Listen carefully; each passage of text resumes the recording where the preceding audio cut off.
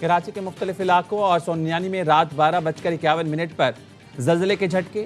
DHA phase 8 Defence View Clifton Saddar میں بھی زلزلے کے جھٹکے محسوس کیے گئے. Site PCHS Shah Faisal colony Liaquatabad buffer zone میں زلزلے کے جھٹکے. شدت 5.2 ریکارڈ. زلزلے کی گہرائی 12 کلومیٹر. مرکز کراچی سے 87 کلومیٹر شمال مغرب تھا.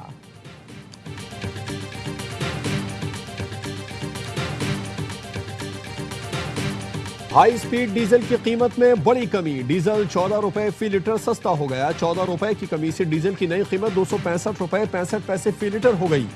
حکومت کا پیٹرول کی قیمت 263 روپے 43 پیسے فی لیٹر برقرار رکھنے کا فیصلہ. نوٹیفیکیشن جاری. رات 12 بجے سے نئی قیمت کا اطلاق ہو گیا.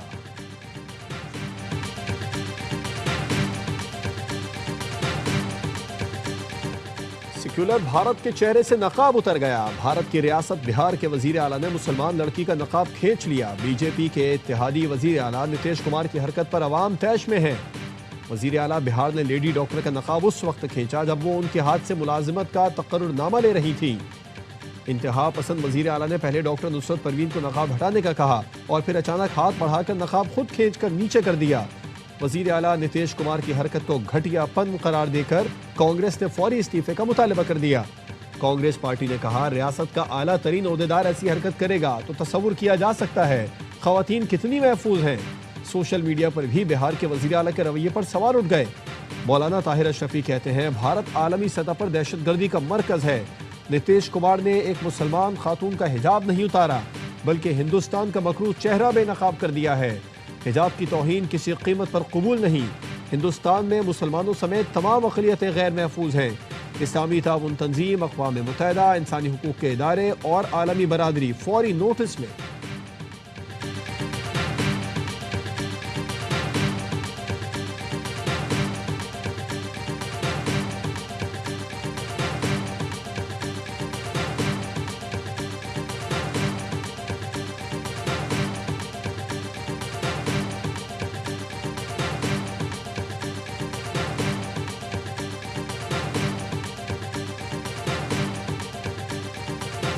سڈنی دہشت گردی میں بھارت کے ملوث ہونے کے شواہد سامنے آ گئے.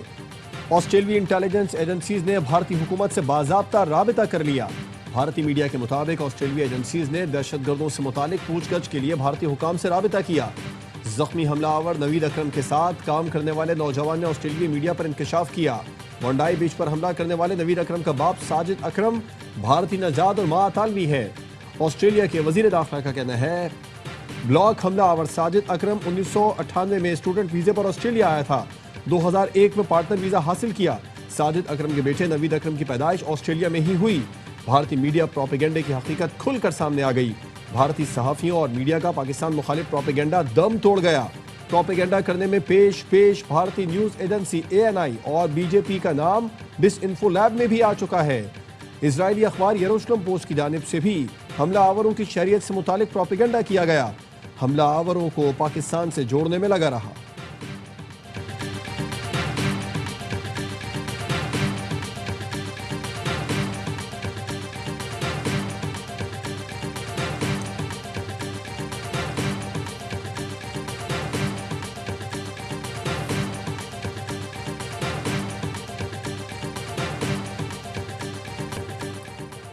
بونڈائی بیچ پر فائرنگ سے ہلاک افراد کی تعداد 16 ہو گئی. پولیس اہلکار سمیت 40 افراد زخمی ہیں. زخمی دہشت گرد نوید اکرم پولیس کی نگرانی میں اسپتال میں زیر علاج ہے. آسٹریلیا کے وزیر داخلہ ٹونی برگ کہتے ہیں نوید اکرم سے داعش سے تعلق کے شبے میں بھی جانچ پڑتال کی گئی تھی. جوائنٹ کاؤنٹر ٹیررزم ٹیم کا کہنا ہے بونڈائی بیچ پر ان کی گاڑی میں داعش کے 2 جھنڈے ملے ہیں. دنیا کے محفوظ ملکوں میں شمار آسٹریلیا میں بدترین دہشت گردی پر یوم سوگ. لوگوں کی بڑی تعداد بونڈائی بیچ پر جمع ہوئی. مرنے والوں کی یاد میں پھول رکھے.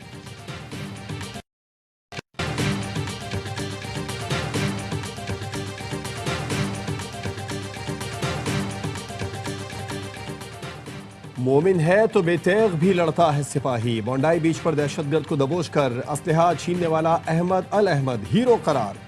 امریکی صدر ڈونلڈ ٹرمپ نے کہا احمد نے بہت بہادری کا کام کیا. نیو ساؤتھ ویلز کے وزیر اعلیٰ احمد کی عیادت کے لیے اسپتال پہنچے. قیمتی جانیں بچانے پر بہادری کی تعریف کی. امریکی تاجر ولیم ایکمین نے زخمی احمد کے لیے $65,000 عطیے کا اعلان کر دیا. احمد الاحمد نے والدین کا سر بھی فخر سے بلند کر دیا۔ محمد فاتح کہتے ہیں لوگوں کو خون میں لت پت دیکھا تو بیٹے کی ضمیر نے مجبور کیا کہ دہشت گرد پر حملہ کرے۔ احمد کی والدہ نے کہا واقعے کی تفصیل معلوم ہوئی تو بیٹے پر بے حد فخر محسوس ہوا۔ احمد کو حملہ آور کے ساتھی نے 2 گولیاں ماری۔ سرجری کے بعد احمد کی حالت خطرے سے باہر ہے۔ سڈنی میں انسانیت کی بہترین مثال بھی دیکھی۔ ایک طرف انسانیت کا بدترین چہرہ دہشت گرد کارروائی کی صورت میں دیکھا، دوسری طرف احمد کی شکل میں انسانیت کی بہترین مثال سامنے آئی۔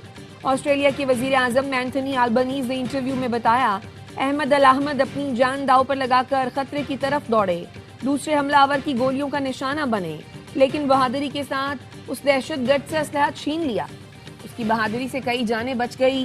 آسٹریلیا میں چاہے کسی کا عقیدہ کچھ بھی ہو، کسی کا کوئی مذہب ہو یا نہ ہو، ہم سب ایک عظیم قوم ہیں۔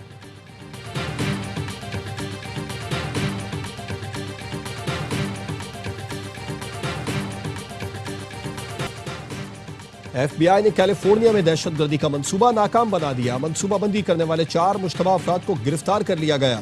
مشتبہ افراد نے نیو ایئر تقریبات میں 5 مقامات پر دہشت گردی کا منصوبہ بنایا تھا۔ مشتبہ افراد کا تعلق بائیں بازو کے انتہا پسند گروپ سے تھا۔ امریکی حکام کے مطابق ٹرٹل آئی لینڈ لبریشن فرنٹ حکومت اور سرمایہ دارانہ نظام کا مخالف ہے۔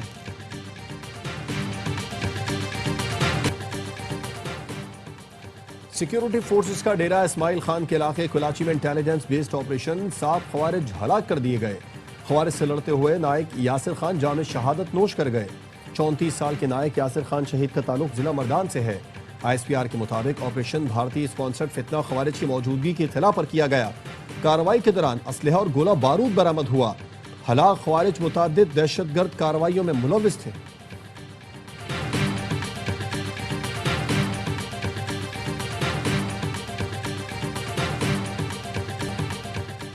سوشل میڈیا پر مادر پدر آزادی نہیں ہونی چاہیے کہ جو مرضی ہو لکھ دیں۔ ملک کی خود مختاری پر کوئی سمجھوتا نہیں کیا جائے گا۔ دہشت گرد تنظیمیں سوشل میڈیا کا استعمال کر رہی ہیں۔ وزیر مملکت داخلہ طلال چودھری کی پریس کانفرنس۔ کہا پی ٹی آئی کے سوشل میڈیا اکاؤنٹس بیرون ملک سے چلائے جاتے ہیں۔ دشمن ملکوں سے چلائے جانے والے اکاؤنٹ سے ٹرینڈ بنائے جاتے ہیں۔ واٹس ایپ گروپ میں ٹرینڈ شیئر کر کے پیسے لگائے جاتے ہیں۔ ایک ٹرینڈ اور ہیش ٹیگ کے پیسے وصول کیے جاتے ہیں۔ یہی اکاؤنٹ کالعدم ٹی ٹی پی اور بی ایل اے کے لیے بھی ٹرینڈ بناتے ہیں۔ چند پیسوں کے لیے ملک کے خلاف کام کرنے والے باز آ جائیں ورنہ قانونی کارروائی ہوگی۔ طلال چودھری نے کہا دنیا میں کہیں بھی دہشت گردی ہو پاکستان مذمت کرتا ہے۔ پاکستان خود دہشت گردی کا شکار ہے۔ دہشت گرد کا کوئی مذہب یا ملک نہیں۔ عملی طور پر ہم دہشت گردوں کے خلاف پہلی صف میں کھڑے ہیں۔ بنو میں آپریشن کے دوران کالعدم تنظیم گل بہادر گروپ کے 4 کمانڈر ہلاک۔ ڈی آئی جی سجاد خان کے مطابق کمانڈر دانش، زیف، عطاء الرحمان اور کوثر کو جہنم واصل کیا گیا۔ ہلاک دہشت گرد اسسٹنٹ کمشنر شمالی وزیرستان شاہ ولی کی شہادت میں ملوث تھے۔ دہشت گردوں کو چھپنے کا موقع نہیں دیا جائے گا۔ ریاست دشمن عناصر کو چن چن کر نشانہ بنایا جائے گا۔ شرح سود میں 8.5% کمی، شرح سود 11 سے کم کر کے 10.5% کر دی۔ وزیر اعظم شہباز شریف کا شرح سود میں 50 بیسس پوائنٹس کمی پر اظہار اطمینان۔ کہا شرح سود میں کمی کاروباری برادری اور عام آدمی کی بہتری کا پیش خیمہ ہے۔ حکومتی معاشی ٹیم کی محنت رنگ لا رہی ہے۔ وزیر خزانہ محمد اورنگزیب اور معاشی ٹیم کی کارکردگی لائق تحسین ہے۔ معاشی استحکام کے لیے کاروباری برادری اور عوام نے قربانیاں دیں۔ شرح سود میں کمی سے ایس ایم ایز کو کم لاگت قرضوں کا فائدہ ہوگا۔ اسٹیٹ بینک کی جانب سے 4 مرتبہ شرح سود کو 11% پر برقرار رکھا گیا تھا۔ پاکستان سٹاک مارکیٹ بھی آج تاریخ کی بلند ترین سطح پر پہنچ گئی۔ 100 انڈیکس 876 پوائنٹس اضافے کے ساتھ 1,70,741 پوائنٹس پر بند۔ دوران کاروبار انڈیکس میں 1,137 پوائنٹس کا اضافہ دیکھا گیا۔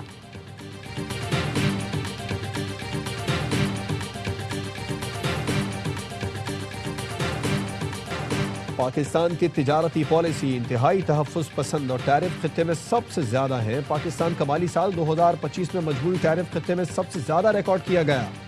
آئی ایم ایف کا کہنا ہے کسٹمز ڈیوٹیز میں گزشتہ دہائیوں میں بتدریج کمی سے تجارت پر منفی اثرات پڑے۔ حکومت نے آئی ایم ایف کو یقین دہانی کرائی ہے کہ 5 سالہ ٹیرف پالیسی کے تحت کسٹمز ڈیوٹیز کی شرح بتدریج کم کی جائے گی۔ سلیبز 5 سے کم ہو کر 4 رہ جائیں گے۔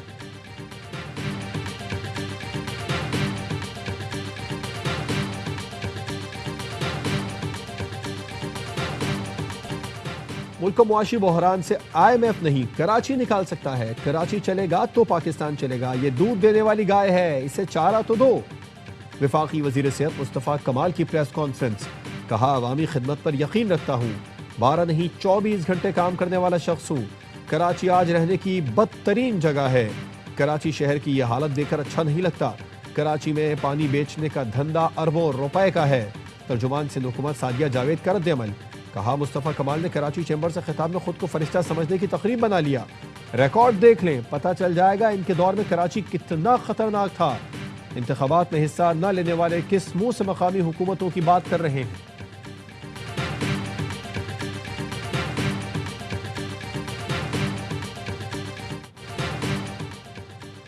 پشاور کے آرمی پبلک سکول سانحے کو 11 برس بیت گئے. لواحقین کے زخم آج بھی تازہ مگر حوصلے پہاڑ سے بلند. 16 دسمبر 2014 پاکستان کی تاریخ کا سیاہ ترین دن تھا جب کالعدم تحریک طالبان پاکستان کے دہشت گردوں نے APS پر بزدلانہ کارروائی کرتے ہوئے 132 طالب علموں اور عملے کے 17 افراد کو شہید کر دیا تھا. یہ ایک ایسا سانحہ تھا جس نے دنیا بھر کی آنکھیں نم کر دی. آج بھی جب اس دن کو یاد کرتے ہیں تو آنکھیں اشک بار ہو جاتی ہیں.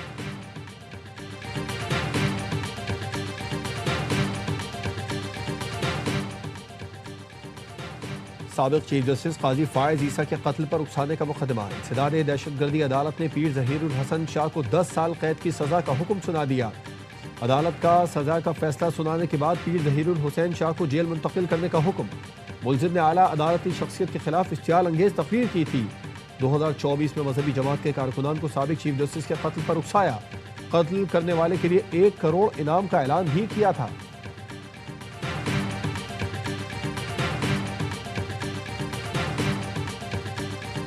ڈاکٹر وردہ قتل کیس میں گرفتار میاں بیوی کی انسداد دہشت گردی عدالت میں پیشی. عدالت نے ملزمہ ردا اور شوہر وحید کو جوڈیشل ریمانڈ پر جیل بھیج دیا. گرفتار ملزم پرویز نے اقبال جرم کر لیا. ملزمان کی نشاندہی پر آلہ قتل بھی برآمد. تفتیشی ٹیم نے ثبوت اور گواہان عدالت میں پیش کر دیے.